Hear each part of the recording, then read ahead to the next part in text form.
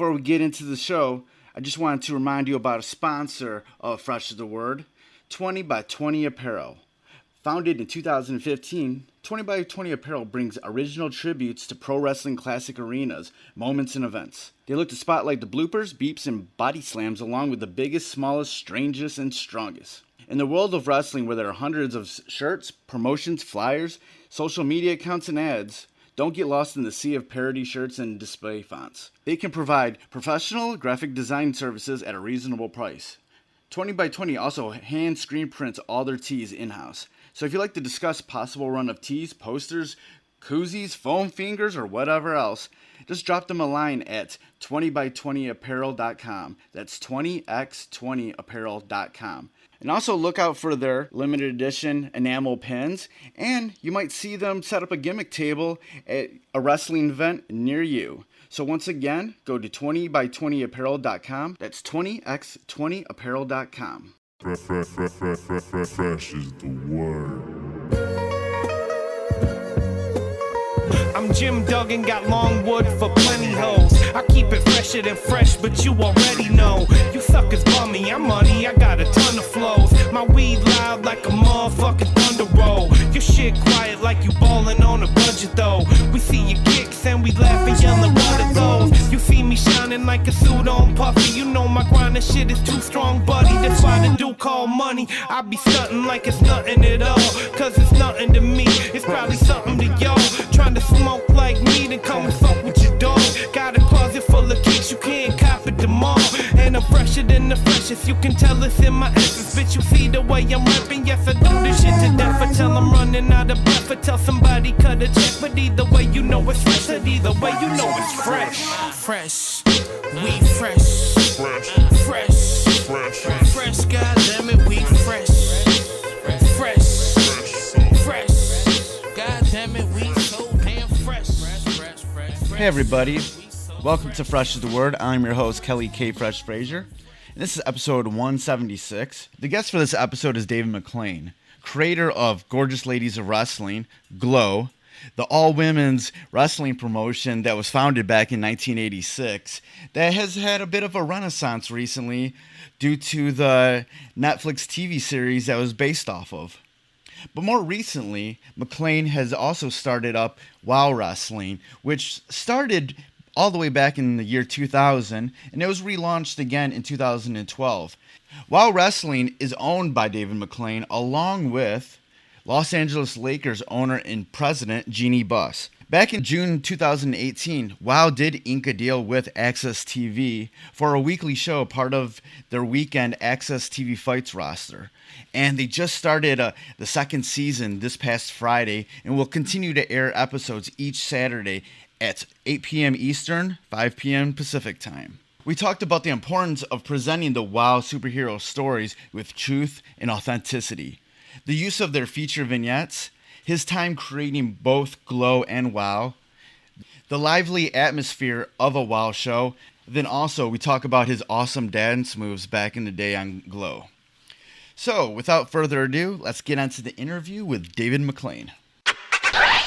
All right, fantastic. This Kelly? Yes, it is. How's it going, David?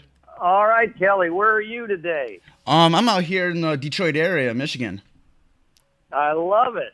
The Motor City. Yes. Have you ever been here? Is there a radio announcer called Dick the Bruiser still on the air there? No. I think he's long gone. Long gone. He was a staple in Detroit. Oh, definitely. Yeah, you even like generations knew about that dude. Like he was a legend here. Yes, he was like the Indianapolis guys in syndication, Bob and Tom. Right. Have you ever been to Detroit? Oh, yes. I've been to the Cobo Hall to see Bobo Brazil. I've been to Joe Louis Arena.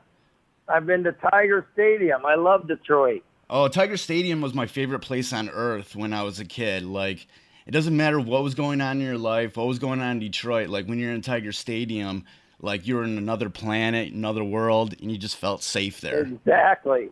It was a magical place. what I love about WoW Wrestling is that just from the start, you guys come in hot, and with the debut of this season on Access TV, you're just getting into it. You got Tessa Blanchard. You have all of the competitors wanting to come after her. What's the idea behind just coming in hot with this on this television show? Because even throughout the program, there's a lot of energy, a lot of excitement. So what's the idea of just keeping that energy level up, and how do you do that? Well, Kelly, the WoW debut that aired on Access TV, on Saturday. It's every Saturday. It aired Saturday, but it's every Saturday at 8 o'clock Eastern, 5 o'clock Pacific time. You're right. The crowd, the fans that are watching it love the high energy and the action, and it's been called the best wrestling on TV. Would you agree with that? Yes, it is really great. It's different than the other wrestling that's on TV. Since it's, an hour-long show, it's just like you pack in so much, but you do it effectively. Well, thank you.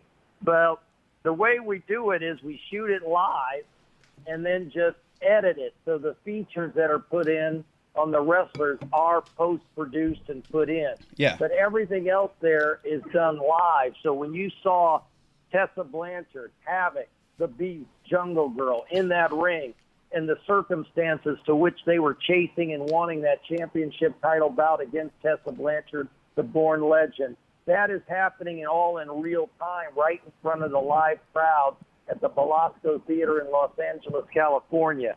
Coming up is a live event for all your listeners, if any of them are traveling. Yeah. Fly out to L.A. and see WoW on the 18th and 19th in L.A. at the Belasco. For the next season of WoW is already being taped by Access TV. Yeah. So it's happening in real time. You say, how do we do it? It's just we keep the ball rolling. It's an energetic, fun event. It's done at a live theater, a historic theater. It's perfect for us. It's small in size, so it's energetic. We're not fortunate enough as the big boys yet to have, 13,000 people in an arena to see WoW. Maybe we will be in 2 years from now. But it's compact. It's high energy. The fans can touch the WoW superheroes. You're part of the action. It's lighting. It's theatrical. It's a new look, and it's alternative that the wrestling fans are enjoying watching on Access TV. And I think there's a bit of a lost art in the wrestling business about producing a show in a smaller theater like that. Because if you go back in the day when you had like the WCW shows, like in the studios, and you had like Ric Flair and the Horsemen, talking trash to the people in the audience that were just right there. There was a different vibe to that in comparison to the big arena shows.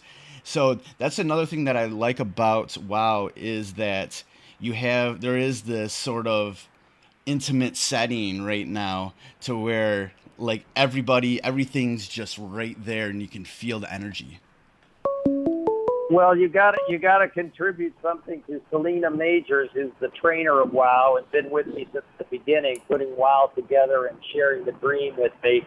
Excuse the noise in the background. I'm outside talking to you. But we're old school.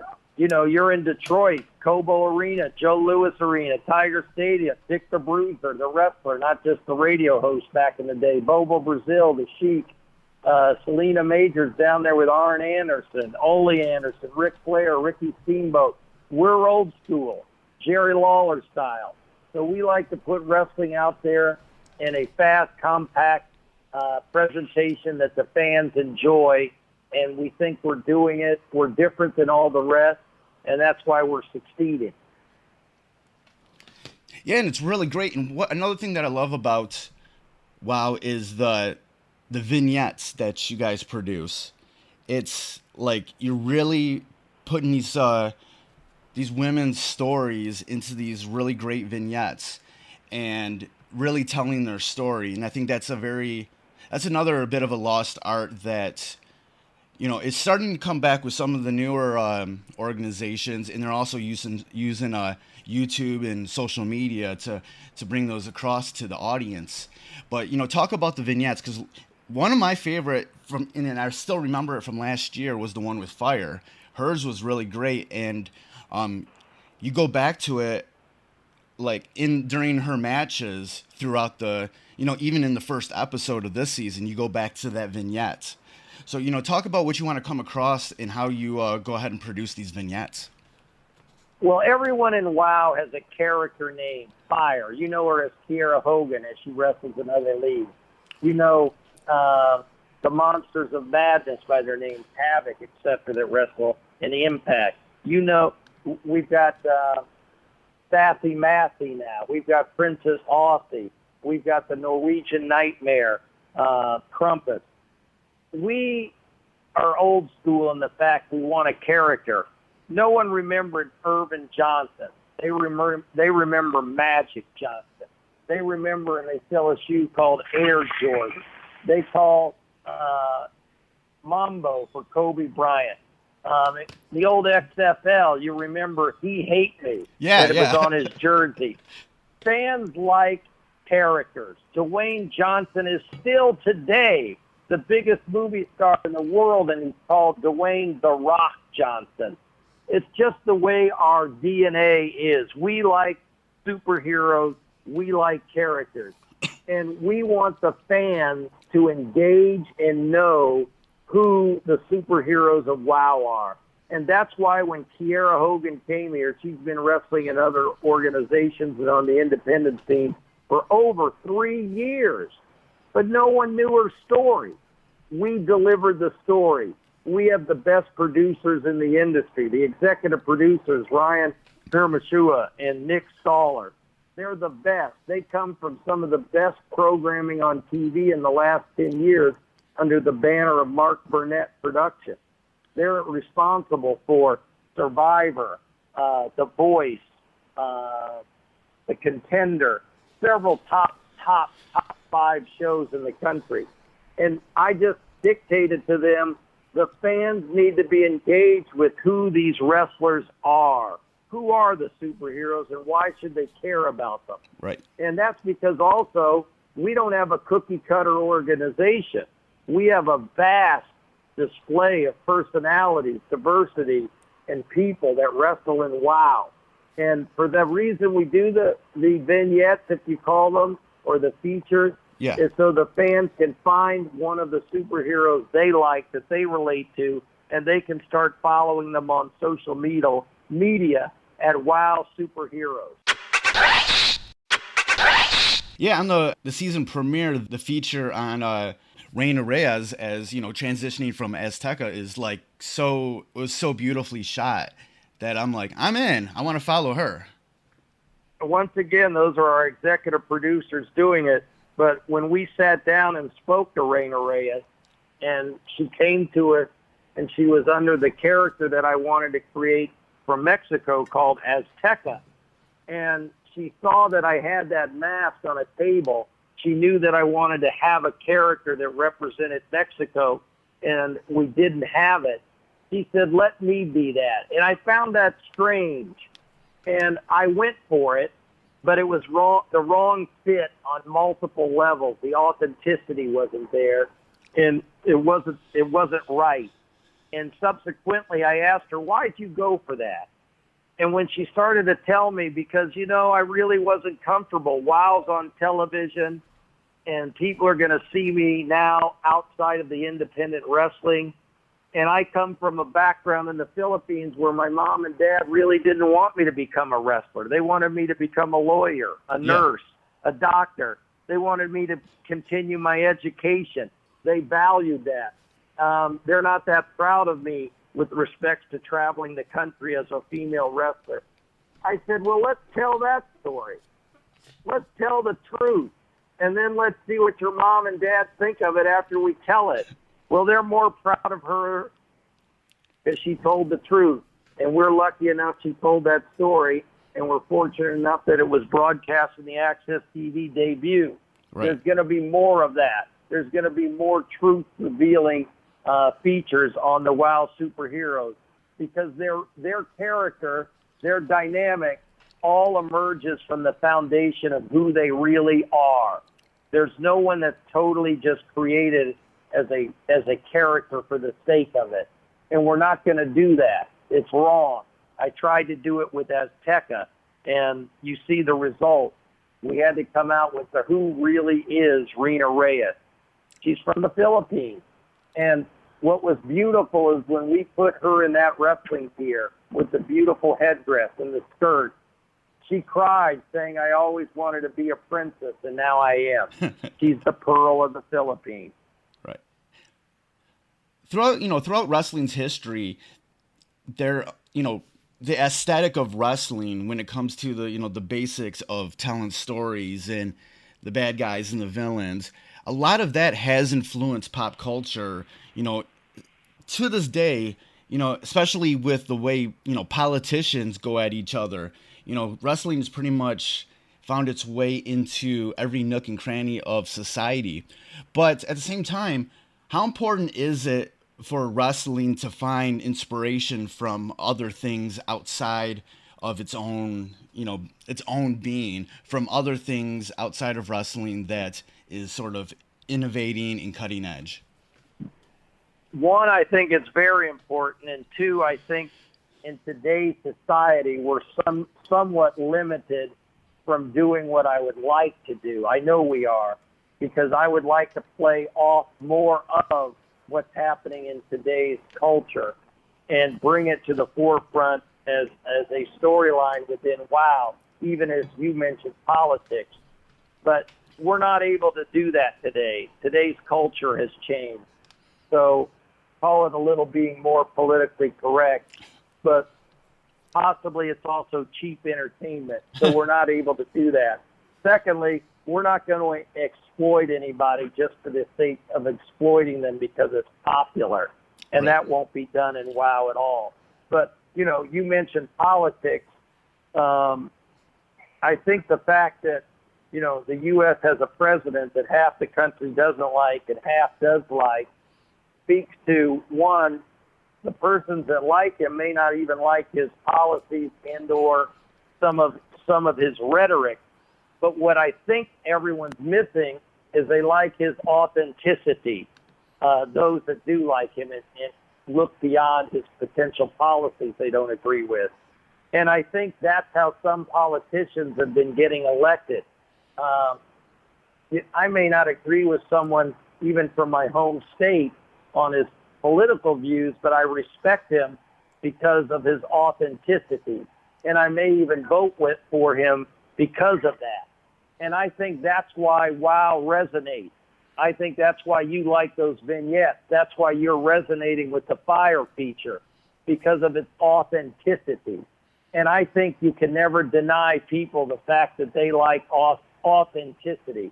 You can have a best friend and disagree with them on several things, but if they're being authentic, you'll respect their opinion and say we respect each other to disagree, and you can still be best friends. It's Right. a shame that more of that's not happening in the political dialect today. As somebody who was the founder of Gorgeous Ladies Wrestling, and then you started WoW Wrestling, what were the things about the experience with Glow that helped you with WoW Wrestling, whether it was back in 2000 or with the recent incarnation over the past 5 years? But then what are some things that you didn't have during the Glow time that you're really blessed to have now? I know, like, talent-wise, you're working with people who are, they came up training to be wrestlers, whereas that was a different circumstance back in the Glow era. So, what was sort of like the comparison between those two eras? Well, one, I'll answer your last question first, and then you might have to repeat the first two. But the answer to what we didn't have with Glow that we have with WoW is a athletic pool of female athletes that just didn't exist 30 years ago. I mean, they said the wrestling in Glow was never great, never good. It wasn't. Because of a host of issues and timing of having to hit thresholds to get into syndication, the training was never done properly, period. Right. And it was just, I just didn't have the time. I didn't have the bandwidth by the time we had to do a pilot, by the time it was accepted, by the time it sold, and then battling the thresholds of getting financing and hitting the stations with programming that was required. The training was an F-. And then today, not only is our training great, because WOW offers the wrestlers the only all-female training school in the world in Long Beach, California, a training center dedicated to women's wrestling. But the athletes that are participating, and who was the biggest athlete in the 80s? Jane Fonda, videos. Today you've got sterling athletes across several platforms participating in sports, and we're the benefactors of that, and so are the fans. Title IX changed the world, and women's sports has grown due to the fact of pioneers like Billie Jean King and others that were out there stomping and for women's rights and opportunities in sports, and we're all benefacting from that. Look at Tessa Blanchard. I mean, she's never been told, no, you can't participate. No, you can't play soccer. No, you can't go compete. She's always heard, yes, just go do it. So the culture is different, and we're seeing that with respect to the athletes that step into the ring. Now, in terms of your first two questions, what did I learn from WOW? I learned it's all about the wrestlers. It's all about the women. It's all about the sisterhood, because they make it happen. And they have to have a great working environment to succeed. Yeah. And we've created that, and I've made that a paramount factor of WOW, that the working environment for the talent to succeed is given and provided. And the second and most important thing I've learned is you've got to have the right partners engaged with you to help you grow anything. You can't do anything in life by yourself. You need someone to help you. And Jeannie Buss, as the owner of WOW Women of Wrestling, is the best partner any of us can all have in women's wrestling. She's all of our partner, because she's creating the foundation to which has changed the status quo of women's wrestling, period. There was never a revolution or an evolution for Jeannie Buss. She didn't need anyone in social media to tell her how to do it. She's just done it. And she's created an atmosphere and a platform for all the WOW superheroes. You talk to any of the wrestlers in WOW, they'll tell you how great an experience it is to be in the company. You don't hear that with many other wrestling companies. Right. And that's due to Jeannie Buss. That's what I've learned. You have to have the right partners to succeed. I didn't have them in Glow, and I've got them now.